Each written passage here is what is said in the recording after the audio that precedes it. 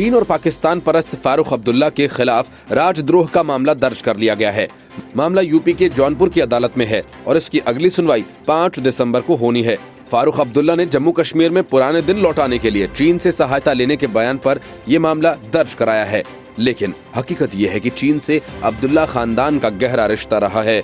इन दिनों फारूक के लिए आंसू बहाने वाले कुछ बड़े नेता और मीडिया के दिग्गज पिछले 6 दशकों से शेख अब्दुल्ला परिवार के प्रामाणिक रिकॉर्ड को या तो याद नहीं रखना चाहते हैं या अनजान हैं, जो भारत, चीन और पाकिस्तान सरकारों की फाइल्स में दर्ज है।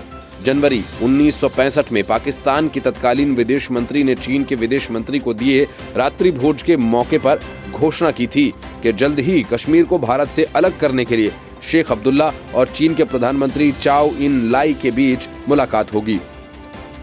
चीन शेख साहब को आमंत्रित करेगा। पाकिस्तान तब शेख को कश्मीर की निर्वाचित सरकार का मुखिया मान रहा था। इस ऐलान पर 2 महीने बाद अमल हो गया। 31 मार्च 1965 को शेख अब्दुल्ला और चाओ इन लाई की लंबी गुप्त वाली बैठक अल्जियर्स में हुई। बैठक के बाद चीन ने सार्वजनिक रूप से घोषणा की कि वह कश्मीर के भारत से अलग होने के स्वनिर्णय का पूरा समर्थन करेगा। तत्कालीन पीएम लाल बहादुर शास्त्री ने संसद में विश्वास दिलाया कि इस अपराध के लिए शेख अब्दुल्ला पर कड़ी कार्रवाई की जाएगी। सरकार ने तत्काल उनका पासपोर्ट रद्द कर दिया और फिर 8 मई को भारत में प्रवेश करते ही उन्हें हवाई अड्डे पर ही गिरफ्तार कर लिया गया।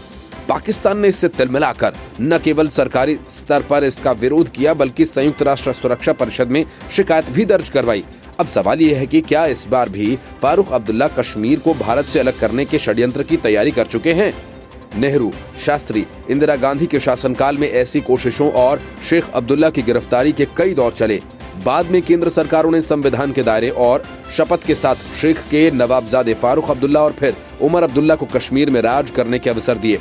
इसका लाभ कश्मीर की गरीब जनता को तो नहीं मिला, पर अब्दुल्ला परिवार और उनके नजदीकी साथियों को अरबों रुपयों की संपत्ति जुटाने, पाकिस्तान और चीन के साथ रिश्ते रखने, आतंकी संगठनों को पर्दे के पीछे से जरूरत होने पर राज्य सरकार से मदद करने का मौका मिला। वास्तव में अब्दुल्ला परिवार कश्मीर के नाम पर केंद्र सरकारों से सौदेबाजी में लगा रहा है। वे सत्ता में रहने पर लुटाने की पूरी छूट और सत्ता में न रहने पर उनके भ्रष्टाचार और अन्य अपराधों पर कार्रवाई नहीं करने का दबाव बनाते हैं।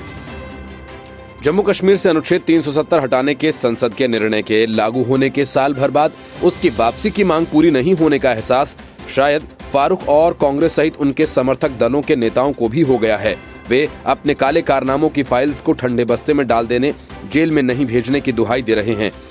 तथ्य ये भी है कि कश्मीर को लूटने में कभी उनकी धुर विरोधी रही महबूबा मुफ्ती और पीडीपी और कांग्रेस पार्टी के नेता भी अब समय समय पर कुछ हिस्सा पाते रहे हैं, इसलिए कांग्रेस बाहर से साथ दे रही है। वहीं पीडीपी और छोटे मोटे दल अपने अपने स्वार्थों के लिए फारूक के कदमों में बैठे रहे हैं। इस समय सबसे गंभीर प्रामाणिक मसला 2002 से 2011 के सत्ता काल का है। इस अवधि में राज्य सरकार ने प्रदेश क्रिकेट एसोसिएशन को करीब 112 करोड़ रुपए का अनुदान दिया है। फारूक अब्दुल्ला स्वयं इस संगठन के अध्यक्ष भी थे। सारी चालाकियों के बावजूद इसमें से 43 करोड़ रुपयों की गड़बड़ी के आरोप सामने आने पर 2015 में सीबीआई ने मामला दर्ज किया। इसे राजनीतिक इसलिए नहीं माना जा सकता क्योंकि जम्मू कश्मीर उच्च न्यायालय के आदेश पर यह कार्रवाई हो रही है। जुलाई 2019 में प्रवर्तन निदेशालय ने भी प्रमाणों के साथ कई लोगों से पूछताछ की। दूसरी तरफ राष्ट्रपति शासन के दौरान कुछ वरिष्ठतम अधिकारियों को ऐसी जानकारी मिली कि फारूक और उनके करीबी जम्मू कश्मीर बैंक से लगभग 300 करोड़ रुपए नकद भी निकालते रहे। उसकी भी विस्तृत जांच चल रही है।